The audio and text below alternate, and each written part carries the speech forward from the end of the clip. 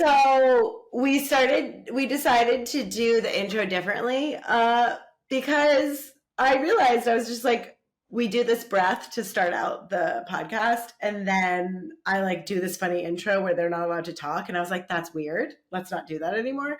So today I'm just like doing a separate intro, which I've now recorded like 2 or 3 times. Like it's a audition. And I decided, you know what? I'm just going to go into it this way because it's way more natural because I'm becoming a weirdo and I'm making up words like speecher, which means a speaker and a teacher. So today, you guys are truly in luck. I was very, very excited about this. I know I say this every week, but it's true every week. Today, we are speaking with Erin Claire Jones. She is a human design expert, a guide, a coach, a speecher. You know what it means. She changed my life. She was the first person who really introduced me to human design. I got my blueprint. It really helped me. Well, I'll talk about it. I don't need to get into it. But she has changed so many people's lives. Her work has been featured in Forbes, mindbodygreen, Well&Good, Nylon. She's on tons of podcasts. She speaks all over. She's a visionary. We love her. You guys get excited. And before you start to listen, if you don't know already your human design type or your profile, go to humandesignblueprint.com, and all you need is your name, your date of birth exact, and your place of birth.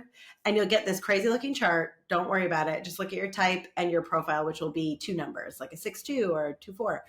And then enjoy. Erin, welcome.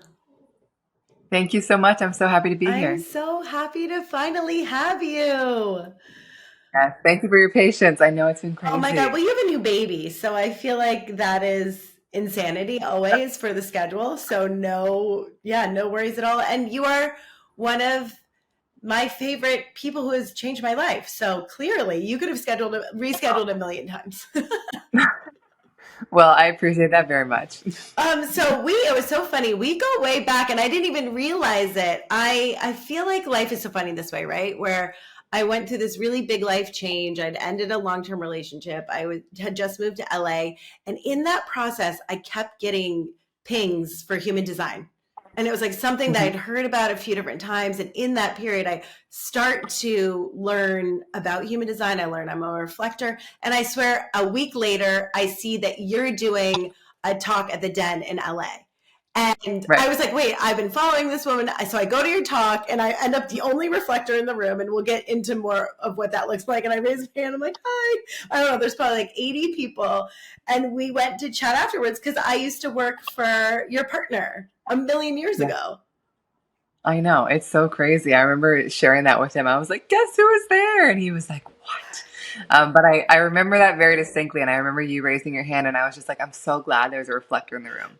So I love that. I mean, and learning that, and it's so funny because I never was that into astrology. I think people tend to look at things like human design and think they're super woo-woo or not accessible. And I really loved the way you approach it, and it's incredibly user-friendly. And now not only has it changed my life, but I really use it to help a lot of my clients. Like it makes so many sense, especially when I used to live in New York. I had so many projectors and manifestors who were living like generators I actually just got off with a client I've had for years. She was getting MRIs. She thought she had something wrong with her brain and she was just exhausted.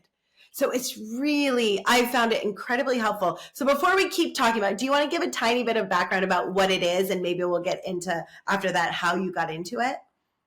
Of course. So human design is a system based on your time, date, and place of birth that reveals how you're energetically wired to thrive, whether it's how you're meant to work in the most productive, effective way, whether it's how you're meant to show up in relationships in a way that feels sustainable and meets your needs, whether it's how you parent in a way that really feels good to you. So it really gives us each our own unique, personalized roadmap to finding more flow in every part of our lives. And I think what I love so much about human design is that it is mystical, of course, in that it comes from our time, date, and place of birth, but it's also incredibly practical.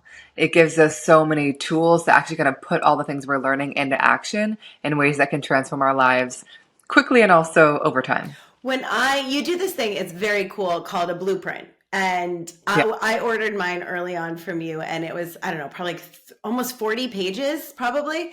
And I remember reading this, and it almost like brought tears to my eyes. I started to see all of these idiosyncrasies that I had that I thought were flaws. And it gave me a language and tools to make them gifts. And all of a sudden, I had this really interesting, it was a funny part of my life too, because I'd always had my health coaching business, but I was still an actress.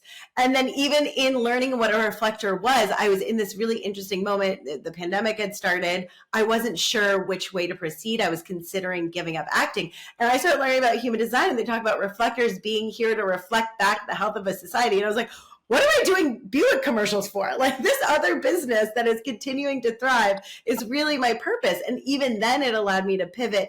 But then I'd been doing it for years already. It allowed me to really lean into my gifts further. So how did you find this? And how did you, because when we met, you were doing something totally different.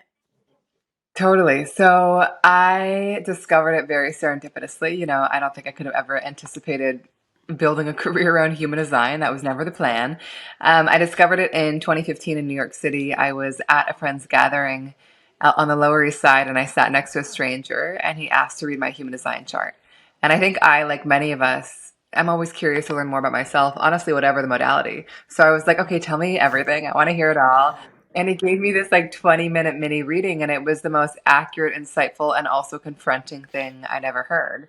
Accurate and insightful in that it put words to my inner experience in a way that I had never seen Mm-hmm. before. Confronting in that I was not living any of it. I had been like running so far away from that way of being that I was like, is that really possible? And so that was my introduction. And he actually ended that conversation by saying, Erin, I think you're meant to do this. I think we're meant to do it together. And it was like a whole wild moment in my life because I Wait. What don't, did that feel like when this total stranger who like gave you this 20 minutes of like, wow, you see me, then told you that this is now your life path? Did you have like a gut feeling around that? What was that experience? I think I was curious more than anything else. Like it wasn't a feeling where I was like, oh my God, yes. I was just like, interesting. You know what I mean? Yeah. Like this could be weird. And like this also could be fun. And like I was also at a time where I'd been working at a number of different startups and I liked what I was doing, but it wasn't like, oh, this is an expression of who I am in a really meaningful Mhm. way. But I was very intrigued. I think that I'd always explored many different modalities, and this one just made sense to me in a way that no other system had. And just so for context, human design's not predictive. He was not looking like and being like, you'll be here in 5 years or 10 years. He just observed a lot of potential in my design to communicate complex ideas in really simple Mhm. ways. Also, he noticed a lot of compatibility between our two charts. And so I think he was drawn to that.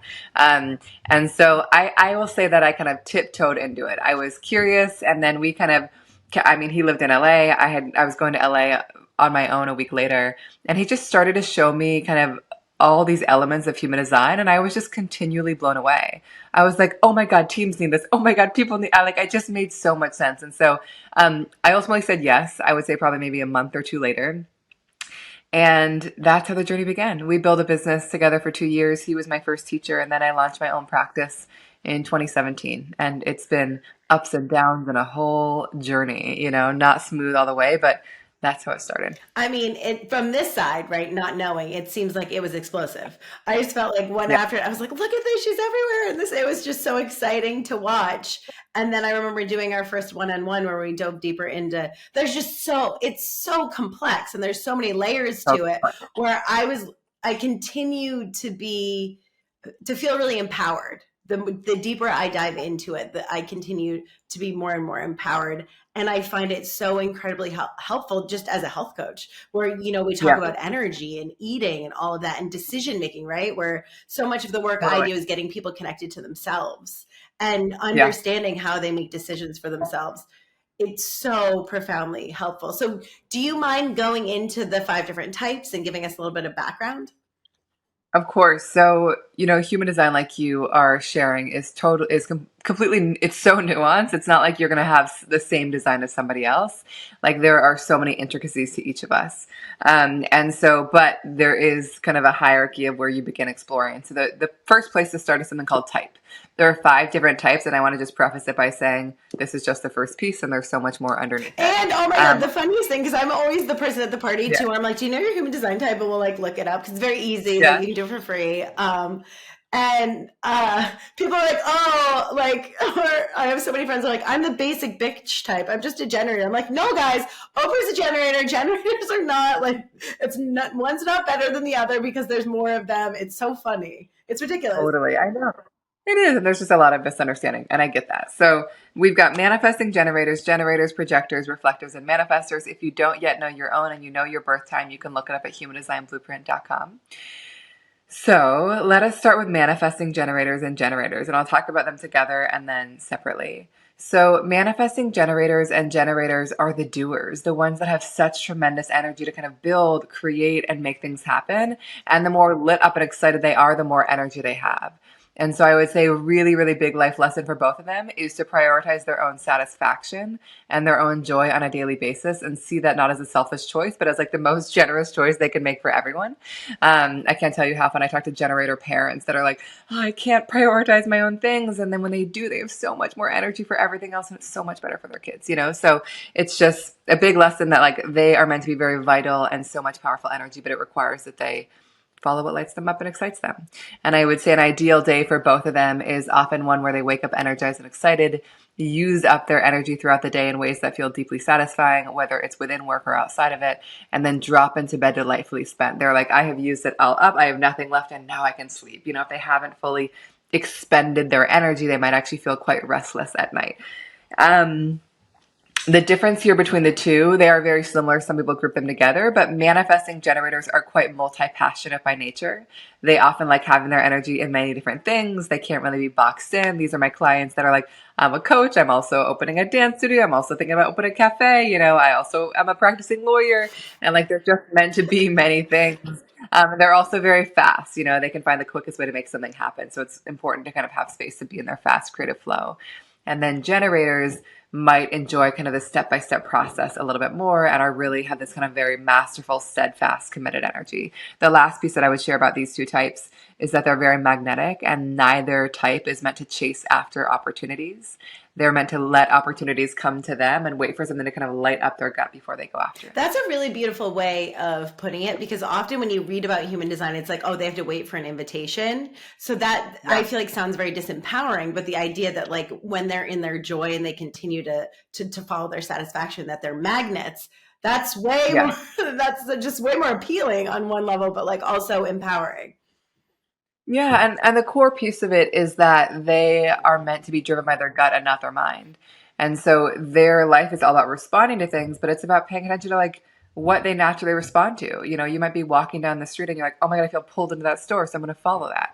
And so that's so much of like the manifesting generator journey is that you're always responding and your work is to tune into your gut and see what is your gut pulling you towards. Is it to this thing and this place? And how can you trust that even if you can't rationalize or justify why you have that gut feeling. And as you said, the more they are lit up by what they're doing, the more satisfied they are by how they're using their energy, the more magnetic they become. And so this is not a passive thing. Like the more lit up they are, the more opportunity will show up in their world. That makes sense. So then we've got projectors. Projectors are really here to be leaders, guides, advisors, teachers, not here to do all the doing themselves. So very different than generators. As projectors, I'm going to say we, only because I am one, we might find our energy ebbs and flows. So it's not about kind of consistently doing throughout the day, but creating pockets of rest and space and pause to kind of like let yourself recharge and allow the energy to kind of rise again. So this is not about not having energy. This is about having inconsistent energy. And so again, ebbing and flowing. And I find the more I allow and rest and honor the energy that's there, the more effective I am. Projectors tend to be quite efficient.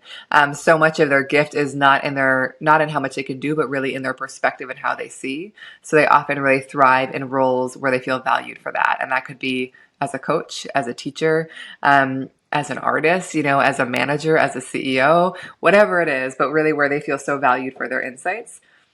they often love systems like human design or anything that kind of helps them understand people because they often are so naturally wise and sensitive to people, wise about.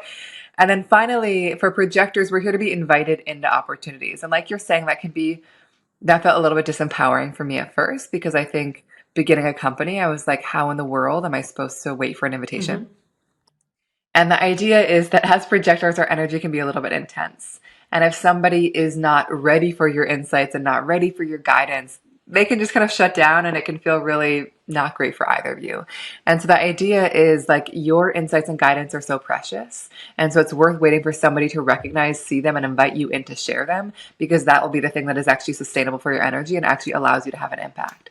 And so I would say, we're going to say something. Before you move on, I just wanted to ask a quick question about projectors, but if you were in the Yeah. middle of a thought, finish it.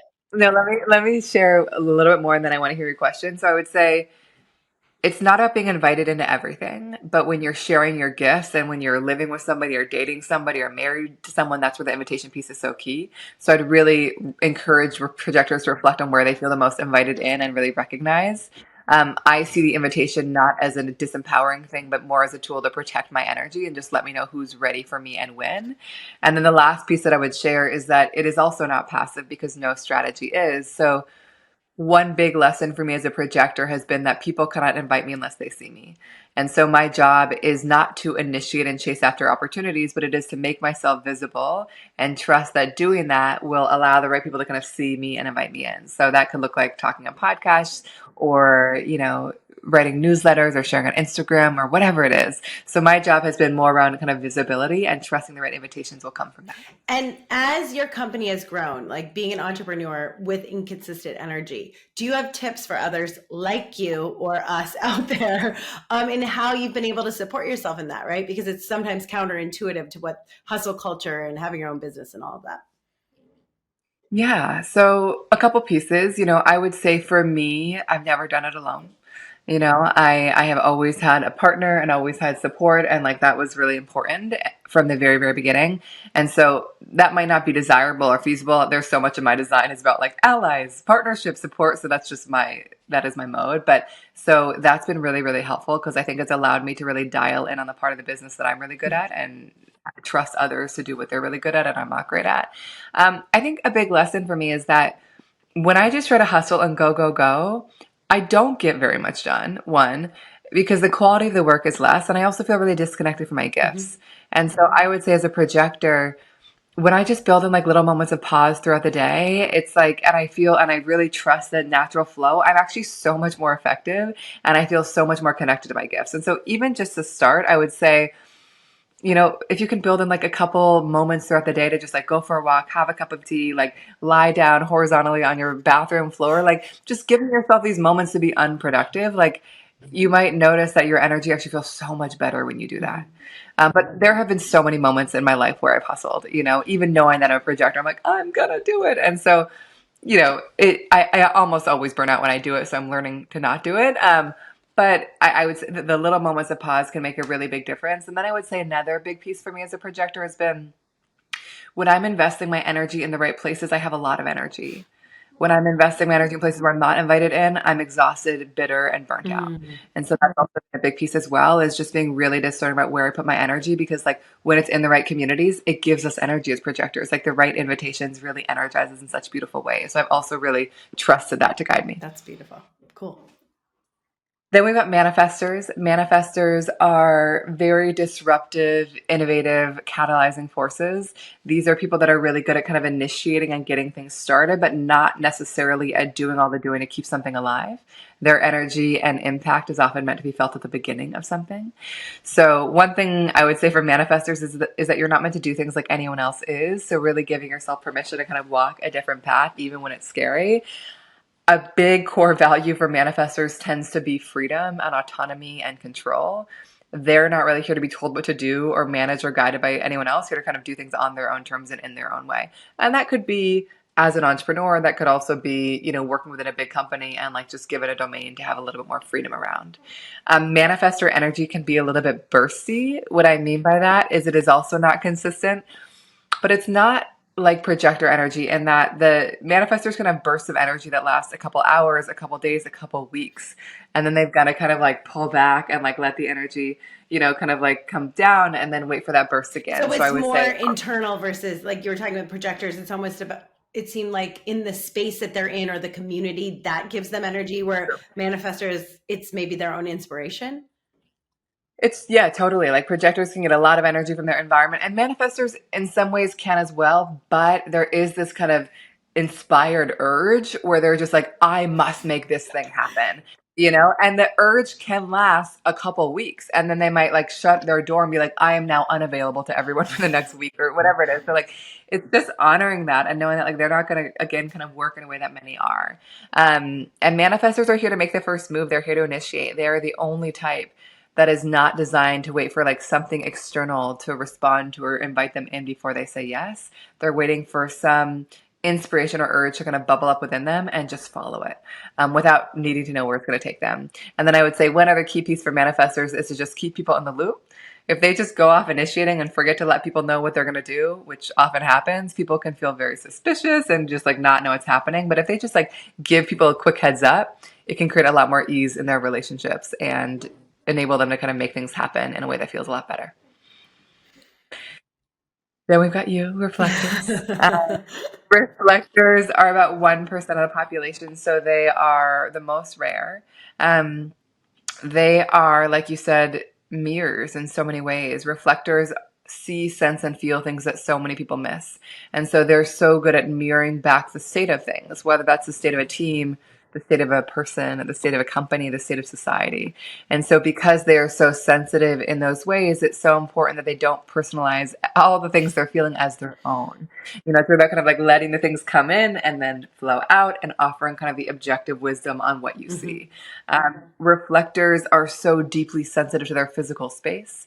And so one of the best and most powerful tools they have to get in alignment is to plant themselves in the right spaces in both the micro and macro ways. So, planting themselves in the right home, in the right coffee shop, the right office, the right online spaces. So being in the right space gets them in the right flow, creates the right opportunities. Reflectors, similar to projectors in many ways, they just have such a powerful and wise and invaluable perspective because they can really help people see what's not working and what can change and kind of move things forward. And so it's ideal that they're in roles where that's what they're valued Mm-hmm. for in the way that you are. And reflectors also need a lot more time to feel into things than most. Clarity doesn't come instantaneously for them. And so I would really encourage reflectors to just give themselves permission to really feel into things at their pace, even if others are rushing them. The last piece that I would share about reflectors, which makes them so unique, is that they are not really meant to have a fixed identity, in that they might find that different parts of them come out among different Mm-hmm. people, in different spaces, in different environments, and it's not inauthentic. It's actually all you. And over the course of their lives, they may wear many different hats and, inhabit many different personas, and they're just like, they are so vast in their capacity to express themselves. And so I always encourage reflectors not to try to figure out the one thing they are, because they are not just one thing, but instead to ask themselves the question of, what feels the most like me right now? Mm. And how can they lean into that so fully, knowing that it could change? Oh, I love that. Such permission. I feel like that's the thing that I got the most from studying my design is permission.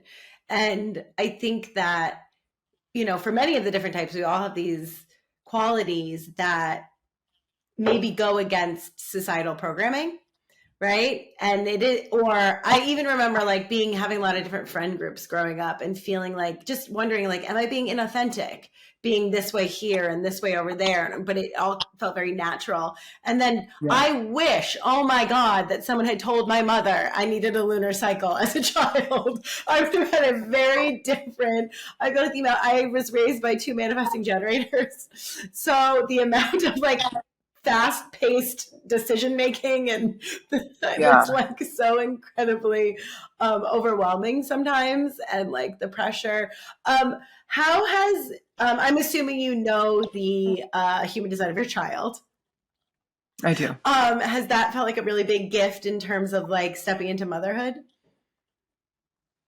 It's interesting. I think that I've done so many family sessions for people over the years. Some people get their blueprints for their newborns, for their adult children. I think human design is one of the most powerful tools we have for parenting in so many ways. And why I say that is that it just, and I'll tell you about my experience, but it just reminds people how different their kids are. Yeah. You know, like if you're walking in and you're like, your manifesting generator parents are like, okay, like she's going to be like us. Then like, probably going to be disappointing because you're not. And so I think that I can't tell you how much relief parents have felt when they're just like, oh, I'm not like them and they're not like me. And now I can just like appreciate how they operate. Mm. And design just offers us one lens into that. Yeah. And I think it gives us such permission to kind of give our kids permission to be themselves from day one, you know? And so such a powerful tool. And I think there are also ways to use it responsibly as a parent. Like I mean, we looked at my daughter's design within 12 minutes of her being born. So I knew it quickly. It's very intense and very powerful. I was surprised in many ways. It's opposite than mine in almost every single way. Do you mind sharing So what she is? she's a manifesting Okay. Oh generator. yeah, I was wondering. Yeah, yeah. And then your partner's a generator, right? Yeah, yeah, Perfect. yeah. So sorry. Yes, he's a generator. She's a manifesting generator. And like, you know, reflectors are so interesting in that they have so much openness in their chart. There's so much they're taking Yeah. in from their environment. My daughter is the opposite design. She has 8 out of 9 centers Oh defined. wow. So in the same way that you take in, when she walks into space, she's just felt. Yeah, You yeah, know? yeah, yeah. She just kind of like, and it's so funny because people feel that. Like I can't even tell you the number of strangers that are just like, she walked in and like I just felt so many things. Wow. I was like a year old, you know? So anyways, I think that it's so fun to witness. But I guess what I would say is that I love knowing her design because I have no expectation that she'll be like me. Mm. But I don't feel like there's also me being like, she's going to be like this, but there's more just like curiosity. I feel like I have like her human design in my back and like kind of just like the back of my mind, and just like as I start to observe her. So it's really fun. I wouldn't say that I'm like using it on a daily Right. basis because like, you know, communication is limited right now, you Yeah. know, She's one. but I have Yeah. one, you know, we have some words, but not a ton, you know, but I would say, but I would say that like I just love knowing it, and I'm really curious to see how it manifests because I also think I'm very conscious of the fact that like I don't want to pressure her to become anything. And honestly, like human design doesn't do that. I've never heard that from Right. parents, but I just think I'm so ultra conscious because I know her design from so early of like just making sure I give her so much space to become. And honestly, so much of her design is knowing exactly who she is and what she wants. And I'm just like, let me just hold space for that. Oh, that's so beautiful. I mean, and in general, what a beautiful way to approach parenting. But that is great because I know with like things like astrology, people would be like, "Oh, Pisces, so it's this child is always going to be like this or always going to be like that." And human design is so different. Yeah, and one actually example I'll share because this is one thing that I've definitely seen in her design is she's got like a very strong sense of willpower. Like she's very willful. Like when her heart's in it, she like can do anything. And I remember one time early on, I don't remember, maybe it was like 4 months old, but I was in my like little parent-child group and she was so desperately trying to roll over, like just over and over and over again. It was like so out of breath. And then the teacher was like, "This is the hardest working baby I have ever seen in my whole life." And I was like, her design says the same freaking thing. But so like I'm just like loving paying attention to those moments because I see it. But again, like I think what's so cool about human design is that it's who we are like on the most kind of authentic, deepest level. And so like she doesn't have to try to become it, she just is it. And so my job is to just hold space for her to keep becoming that and not feel like she needs to be anything else. And so it's fun to watch things That's emerge. so beautiful. It was interesting and gave me, so, you know, I lived in New York for 14 years. I was married to a generator. I was an actress. And before I was 30, I like burnt out and had a health crisis. And it was really interesting because I was living in a city that is very forward generator style energy and with someone who is very energetic. And I just spent years trying to keep up with him. And I just see how living against my design and out of guilt, right? Like you look around and what, you know, I'd always be like, well, there's something wrong with me. Everyone else has all of this energy. So I'm just gonna have more coffee or I'm going to keep going.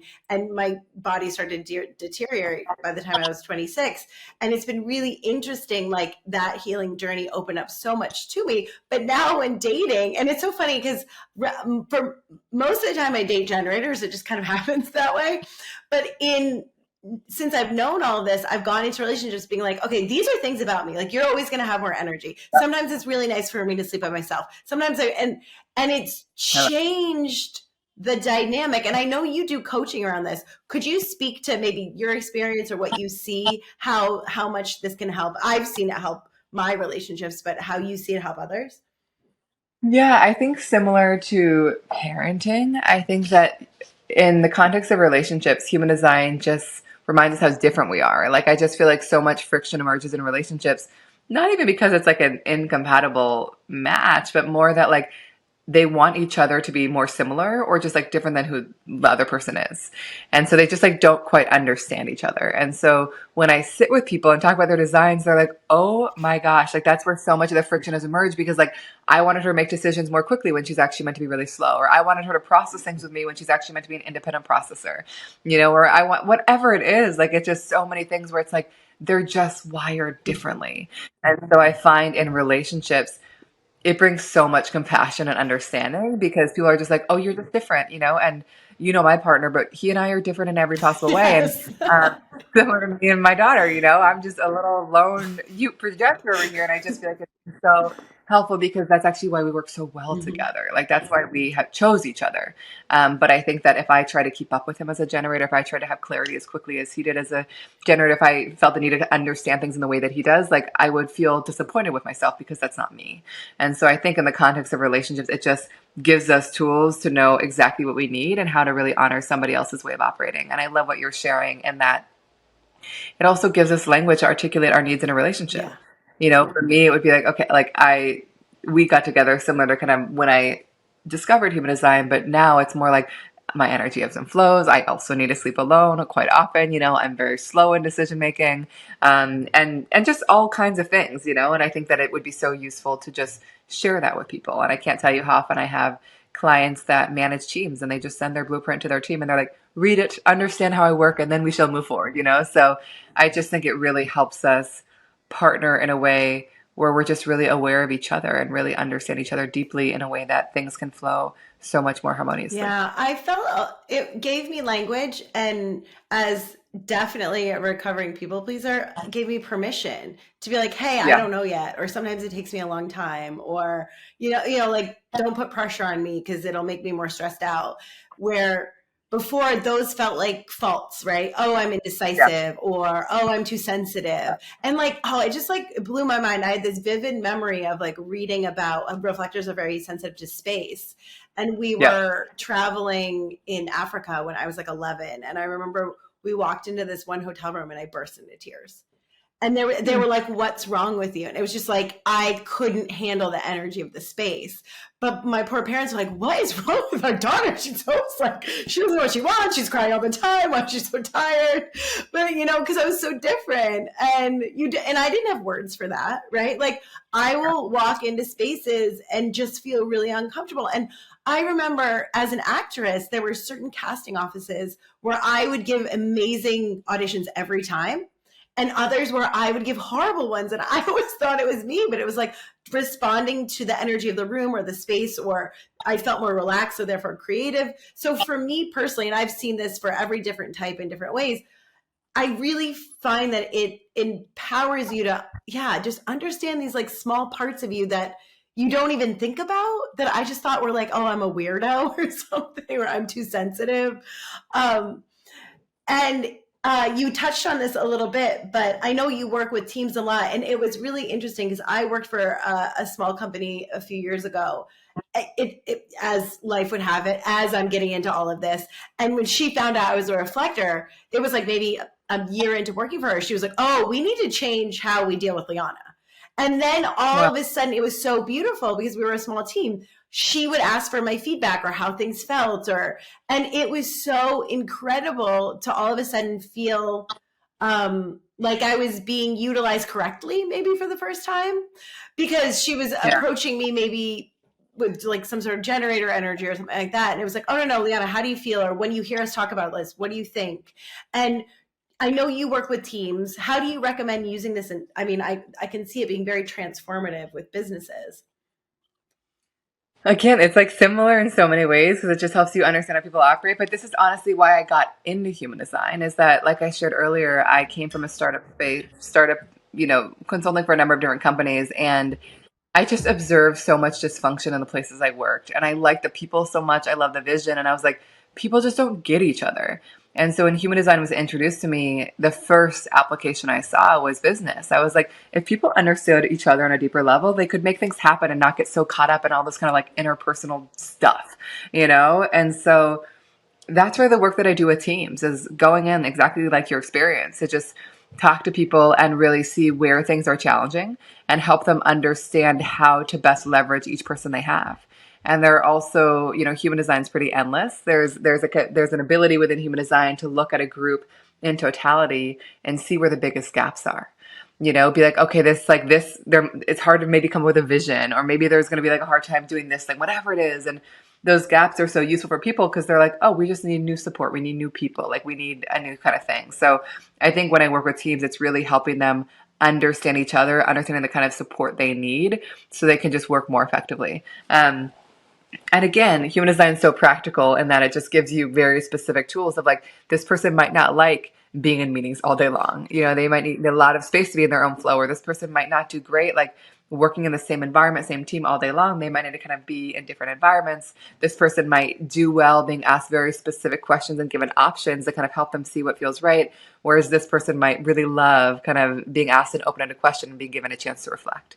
And so there's just so many specific little intricacies in the chart that can just help you know, again, how to work with somebody in a way that actually like will feel better for them, but also get the best out of them. And I think you can look at so many parts of the world and society where it's like, we can just be like, oh, like this is how we educate, you know, or this is how we manage. And I think human design just reminds us like, that might not work Mhm. because people might be different and like these people might need to be managed really differently. And so you might have the awareness as a leader already to just get to know them and already know that they need to be managed differently. Human design could just be a tool in your toolbox to be like, oh, this, I'm going to be given really specific tools to know how to do Mhm, this. mhm. Oh yeah, I mean, you're right. The applications are endless, and I think it's just incredibly empowering, right? And helps enhance communication, and yeah. So we start with the type, and then I mean, when you get your chart, it's so overwhelming. Initially, you're like, "What is this?" But often, I feel like the next thing, and the thing I probably know the most after type is profile. Do you want to talk a little bit about Yeah. that? Of course. So profile is a piece of our design that honestly is so applicable to so many areas of our life, but it really speaks to how we're designed to align with our purpose, how to cultivate relationships, needs we might have in relationships, how we learn, how we can best market ourselves, so much juicy stuff. So again, you can look up at humandesignblueprint.com. It's going to look like a weird fraction looking number. You're 2-4, Yep. right? So there are 12 different possible profiles. Each one will look like a fraction number, but those 12 profiles are made up of 6 different numbers. So I'll just kind of briefly go through the 6 just to give you guys a taste, and then I'll talk about your combination and kind of let people know why it's useful to know what they both are and Great. how to Yeah, work yeah. with them. Please talk about me as much as you want. Yeah. It's so So, interesting. so if you have a 1 in your profile, so that would be 1-3, 1-4, 4-1, or 5-1. There's a very naturally investigative nature to you. So you're somebody who might desire to kind of like investigate, dive deep, and really understand how things work. It's not enough to know something works. You've got to understand why. You know, I had a client once who was so funny. He like bought a car and his first impulse was to take the entire car apart and then put it back together because like he needed to understand how it was built. And like, I don't have that desire. I have Love. no need to understand things in that way. He really did. And so many clients of the one do. And so I would just say, follow your curiosity, give yourself space and time to dive deep. You are meant to become an expert and authority in whatever it is you do, whether it's one thing or many things. And what allows you to kind of share and have an impact is when you've gone deep and you know that your foundation of knowledge is strong. If you feel insecure, it's often because there's not, you know, there's more to learn. One thing I would also remind ones of is that sometimes it can be tempting to feel like, oh, I can't share this thing yet because I don't know everything. And yet it's impossible to know everything there is to know about a subject. So really just like the intention is to just like build a strong foundation and then share. You might find you're very inquisitive, tons of questions, you know, just need to understand in such a beautiful way. Then we've got 2s like you and me as well. And 2s, there are 2 key pieces for us. One is that there's a very hermetic nature to us. So time alone to be in our own flow is so necessary and restorative and brings us a lot of harmony and clarity. So giving yourself lots of space and time alone to just be in your own flow without disruption is key, and just paying attention to kind of what you feel drawn to doing while you're in your own flow. The second piece is that the 2s often carry so many innate gifts, and they're so innate that they might not even categorize them as gifts. You know, as 2s, like we are often meant to do work that it just feels like this is just so natural to me. Like, would somebody actually pay me for this? And it's like, yeah, you know? So the twos are really meant to kind of lean into what comes easily and naturally to you. I know that has been hard for me because I was like, I can't build a career around that, you know? Well, it But feels like you're so much. inventing something or you're pretending or I don't know. There's something very like, am I allowed? Wait, am I actually? Work's Yeah. supposed to be hard, I thought. Or Yeah. No, no, no. You're allowed. You're meant to. So I would pay attention to kind of what you feel drawn to doing in your own flow. And also, you can even ask the people around you, like, what do they observe as your innate gifts? Then we've got threes. Threes are very experimental people. They need to just like learn by doing, learn through trial and error, throw things against the wall, see what sticks, you know. So for them, it's not about, you know, avoiding mistakes or failure, but just trusting that everything that doesn't work brings them closer to what does, you know. And so giving themselves a chance to try new things, even when it's messy, even when it doesn't work out at first, you know, there's a very entrepreneurial nature to these people. So I would just remind you that your mistakes fuel your growth. And so whenever something perhaps doesn't work out, give yourself a chance to reflect on what didn't work out and how you could do it differently next time. And these people carry so much wisdom because they've tried things and tested things and learned from it. And so I would not hesitate to share all the things you're learning with the world because often your lessons can be so useful for other people too. Then we've got fours, also you, and fours. Community is so important for you, you know, in so many ways. It's really healthy to work with clients that you want to be friends with, to date people that you were friends with oh my first god, or want to literally, be you're friends with. speaking to like mostly only have dated people I'm friends with, and I most of my clients remain friends. And I'm always like, am I doing Yeah, something wrong again? No, I no, love this. you're doing it right, you know? And so, like, it's just a really good check in for you of like, does this person feel like somebody I want to cultivate a friendship with? You know, if you're going to hire somebody, if you're going to partner with somebody, it's just like, do we want to be, I want to be friends. And so, and your community is really meant to create opportunity. And so it's important to kind of let people know what you're up to, what you're exploring, what you're offering, because they can help create opportunity for you. Um, I'll talk about the balance of the 2 4 in a moment. But then we've got fives. Five. So sorry, I forgot to mention the numbers. Twos. If you have a two in your profile, that would mean that you're either a 2 4, 2 5, 5 2, or 6 2. If you have a three in your profile, you would be a 3 6, 3 5, 6 3, or 1 3. Fours would be 2 4, 1 4, 4 6, or 4 1. And then fives would be 5 1, 5 2, 2 5, or 3 5. So if you have a five in your profile, you're often a very natural problem solver and leader and fixer, really good at kind of seeing new innovative solutions and ways of doing things. You're not really meant to be like fixing and solving problems, saving the day all the time. It's more about kind of coming in, offering a solution, and then pulling back out. Um, One thing to be aware of with a five is that people often see possibility in you, which can show up really positively. Somebody's like, you can help me, you can fix this, you can save this or save me, whatever it is. But the key is to not get swept away with other people's expectations or desires for you. You know, so to really make sure that what you're saying yes to feels like it's coming from a very genuine place within you where you're like, I really want to do this and not because somebody else sees this in me. I sit with so many fives who pursued careers simply because somebody else thought they'd be great at it and not because it was born from an actual desire within them. And so just be aware that, you know, relationships and opportunities where you just feel so much space to be all things that you are often the best ones for you. And this is also an example of the parenting piece. If you have a child with a five, it's probably really easy to look at them and be like, oh my God, you'd be great at this. Like, I'm going to sign you up for all the piano lessons, or you'd be great at this sport. And like, how you can be the most supportive is to just give them space to keep becoming, you know, and do your very, very best to not project, even if you see so much potential in them, but just to check in to make sure that actually feels aligned for them. Finally, sixes. Sixes are very natural role models and teachers. They're really good at kind of rising above it all and seeing things from a more objective perspective. A lot of natural wisdom, you know, and with sixes, one thing to be aware of is that we can often live our life in three phases. So the first 30 years of our lives is meant to be a time of just like, or meant to be a time of trial and error galore. It's just like gathering as much experience as possible. 30 to 50 is a time to kind of sit back, process all the things you've learned, invest in what does work, see things from a higher perspective. And we are actually meant to hit our prime when we turn 50, which is not about waiting for anything to happen, but more around trusting that it's meant to keep getting better and better and better. Because as sixes get older, they become such role models, not because they're trying to, but just because they're embodying their own authenticity so fully that it just inspires others to be authentic in their presence. So I would say for the sixes, embrace the journey, and also know that so much of your gift is kind of rising above it all. So really giving yourself space to kind of sit back, witness, and observe when you're inspired. So 2 4, give it to me. 2 4, thank you.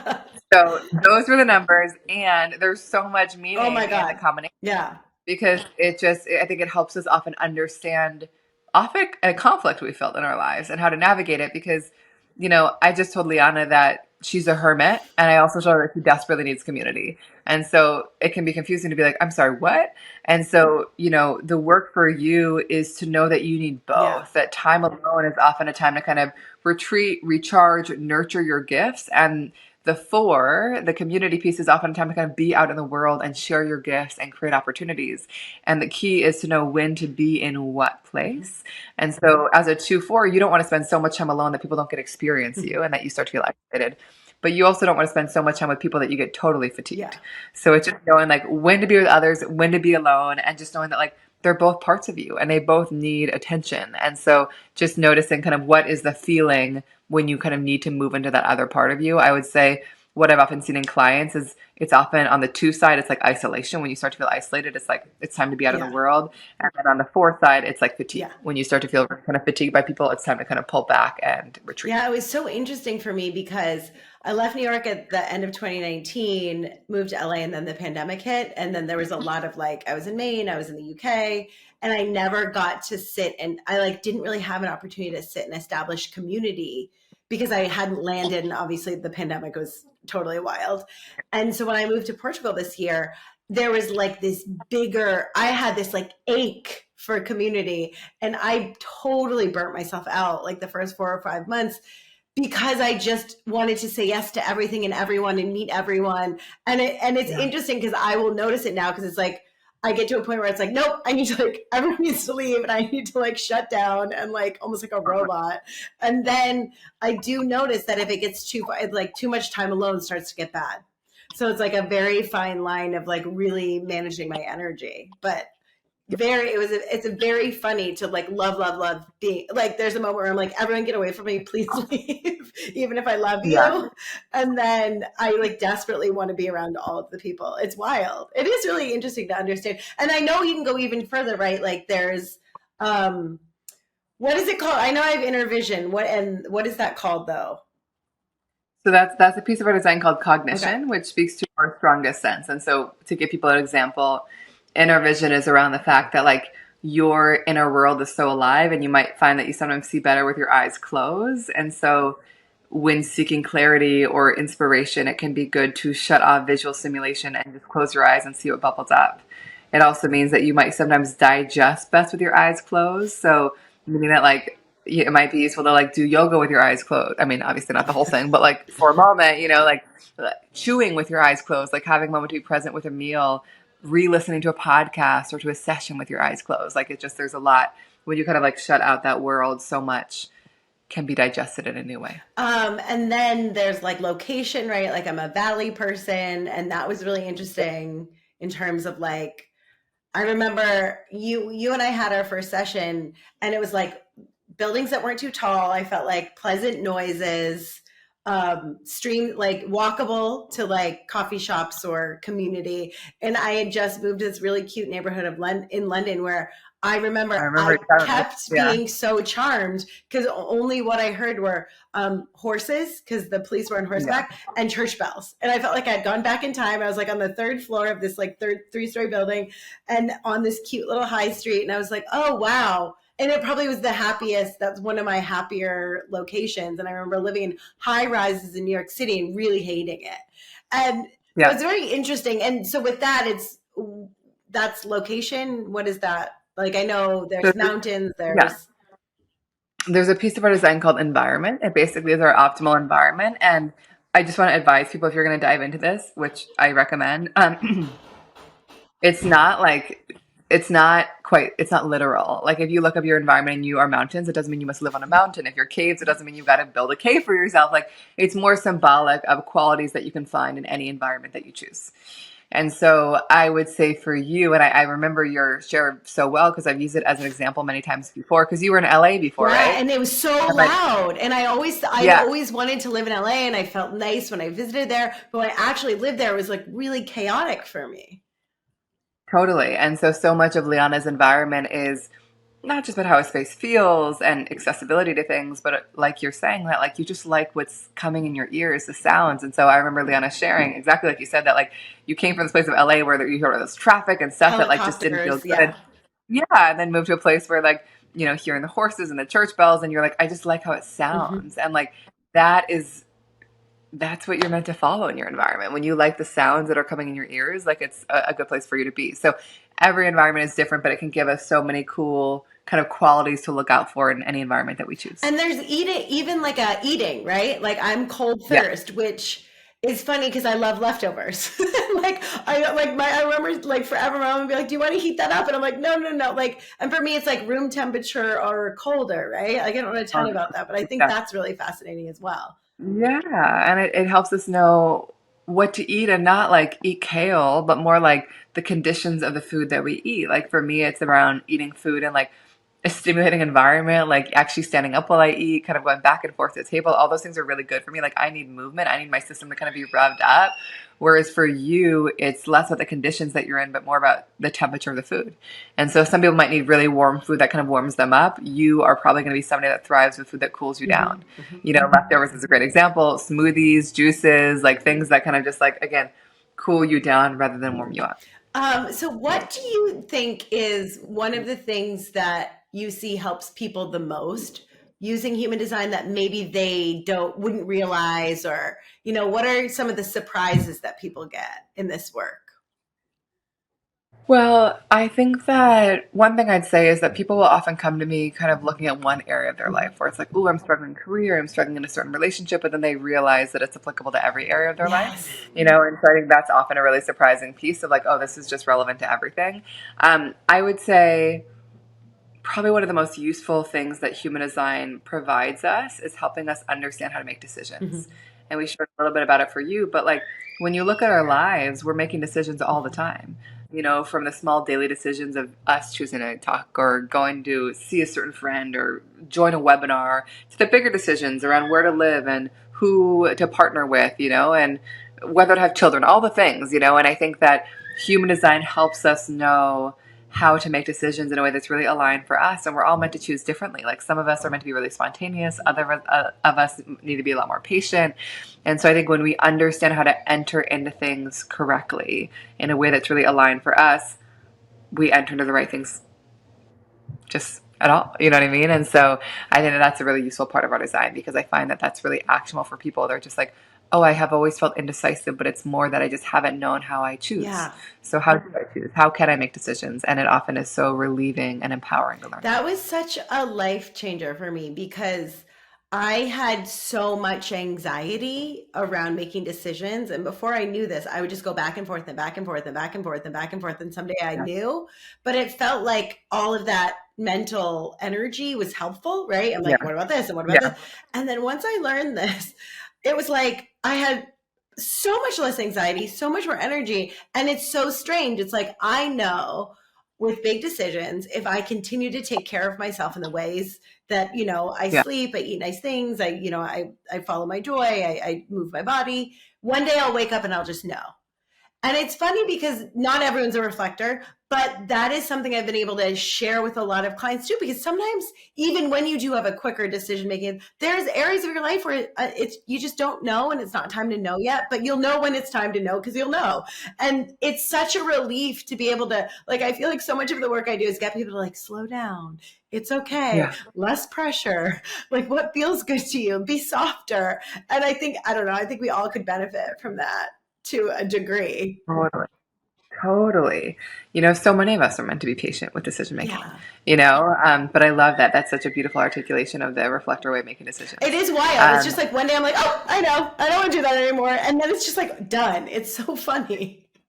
But like, it's such a wonderful example of like what happens when you trust the Yeah. process, when you're like, I'm not going to rush it. And like, I know that it takes me more time than many, but like when I know, and it's worth waiting for that, you know, because if we enter into something that we don't want to do, like we often have to exit it, but we just exit it way later. Like, I can't tell you how often I've sat with people and they're like, okay, Erin, I'm ending this relationship. I'm like, okay, like when did you know it wasn't right for you? They're like, from the minute I entered it. I'm like, when was that? They're like 3 years ago, you know? And I was like, I'm sure that there's so many lessons were learned, and we can definitely find meaning and, you know, lessons in every part of our lives. And you always knew it wasn't right for Yeah.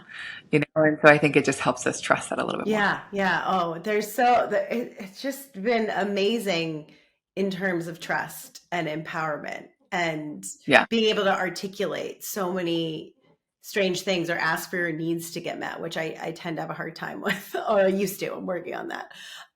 Totally. Is there anything, because it's funny, you were pretty much my first introduction to it. I think I heard you on my favorite, I used to really like That's So Retrograde a million years ago. Because I Yeah. remember I was in wellness and comedy also in New York, and I had a Yeah. casting director that was Yeah. like, That's so you need to listen to this podcast. And I remember hearing you there and then like putting it together. But now it seems to be quite popular. I feel like I'm seeing a lot like through Instagram, like it's become such a bigger industry. Is there anything that you're seeing that's exciting in human design, or what are you excited about in terms of where this is going, or what you're doing in the space? Yeah. So, I think that it's changed so much. When I first started showing human design in 2015, it was so Yeah. fringe. You know what I mean? And I was like, nobody cares, nobody's listening. And it's been amazing to watch it grow for so many reasons. I mean, Washington Post listed it as like the in on like 2023 list is like human design. I was like, Really? what? Oh, Yeah, it's crazy. that's so wow. That's Um, wild. That's amazing. it's wild and amazing. And so there's a lot I'm excited for. I think that I love seeing more people sharing human design. I love teaching and empowering more to share human design. That's been such a big part of my focus the past year. I think what I feel most excited about is it feels like there's a real opportunity in this moment to transcend the spiritual wellness space and make human design available to a much bigger audience, because there's just something about human design that it just seems to land with Yeah. people who are often not into mystical systems like Yeah. these. And so the spiritual wellness space is my space, it's your Yep. space. And it's also, I just know that it moves beyond it. And so I think that that is what I feel really excited about.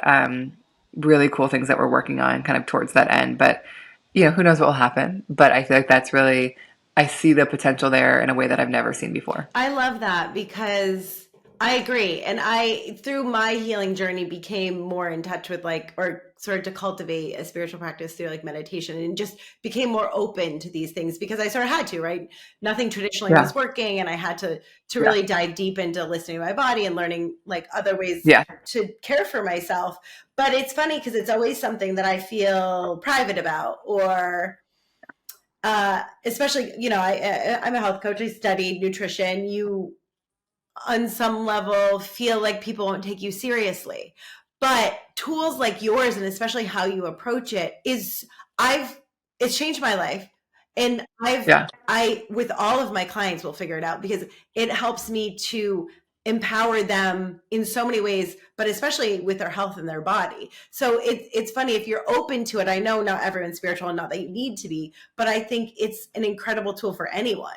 And Yeah. just being open-minded to try, because I know there's all those memes that's like, my son asking me for his birthday, and it's like, run. It's like, girl asking you this, like, run. It's like, no, this isn't scary. I promise. It's incredible. I find it Totally. incredible.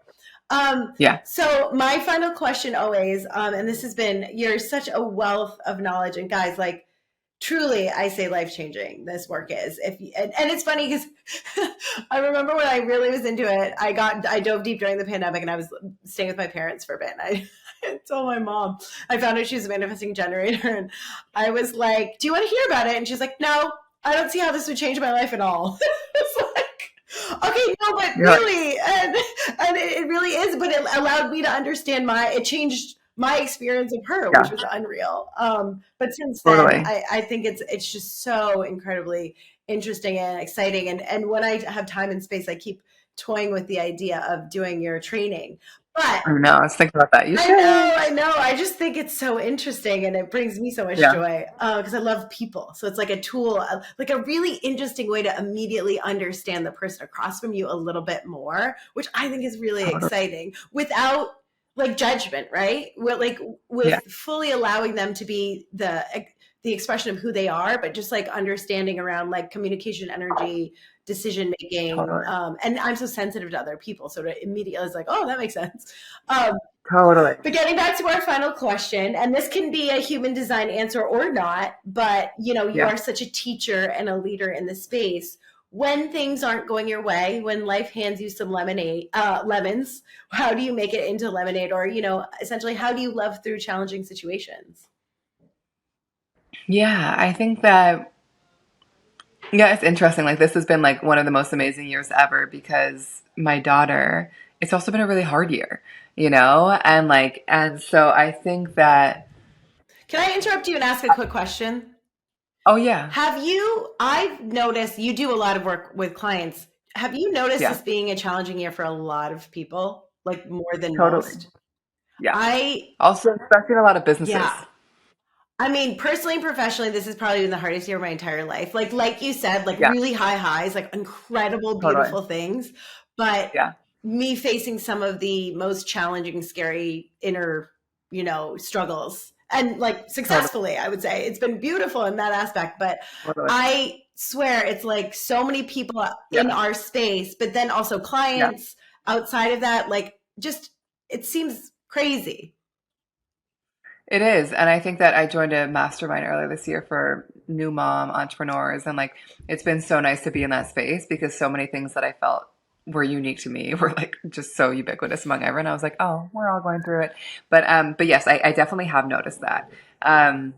And I would say that it's so easy for me in those moments to just like, I don't know, blame other things or want to get out of it, and just be like, oh, what can I do to just like kind of get through this piece? And I think that it feels like so much of like loving through it and moving through it is just being in it, Mm. like, oh, like we're in a different phase of our lives, we're in a different phase of our business. And how can I just like embrace where we are and trust that like there are cycles to everything in life, And like, I feel like we finally arrived at a different place at the end of the year where it's like, there's so much clarity and like there's so much opportunity where I'm just like, oh, I like see where this has all been taking me, Hmm. but like it's only in the past month that I felt that way.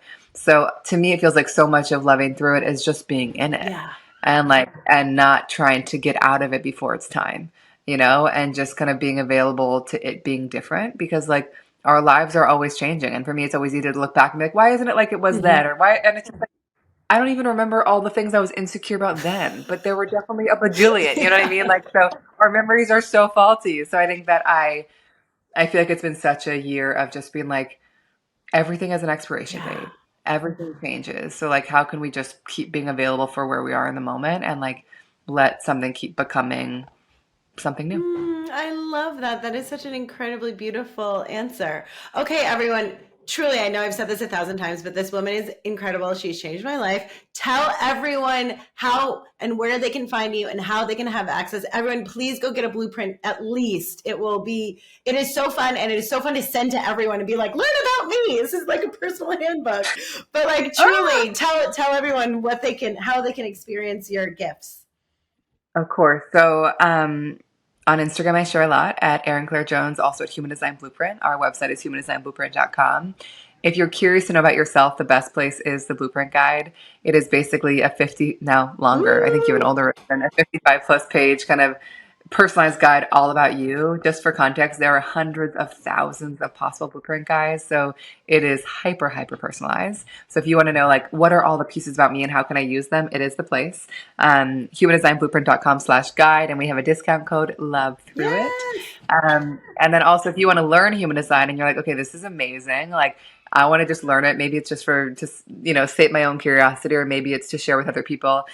We now have classes on our site where you can buy just one or buy them all, where it will take a deep practical look at every aspect of the chart. And then I do a live course once a year, but the classes are the perfect place to begin if you're ready to learn all the things. Beautiful. Well, thank you so much for the discount code. Thank you so much. Of I course. know how busy you are and you're a My new pleasure. mom. So I really, really appreciate your time. I Of know so course. many people are going to get so much from this. So thank you. And give my love to your daughter and to Jared. And I'm just so happy that this has become such a big, awesome thing in the world and company. And I continue to just applaud your success.